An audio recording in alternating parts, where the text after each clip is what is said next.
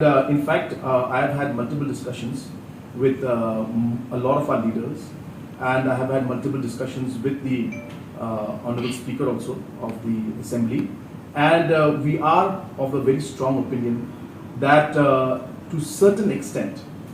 maybe like in terms of the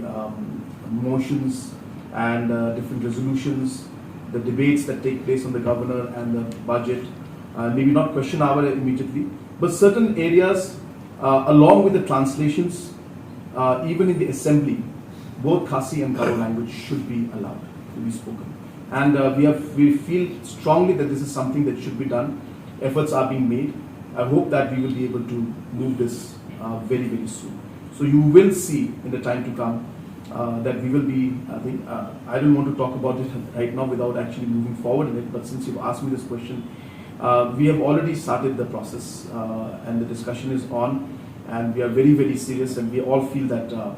both Khasi and Garo language should be allowed to be used in the assembly, and at least certain parts, maybe not the question hour, but because it requires a lot of immediate thing, but along with translation and everything, both Khasi and Garo language should be allowed to be used.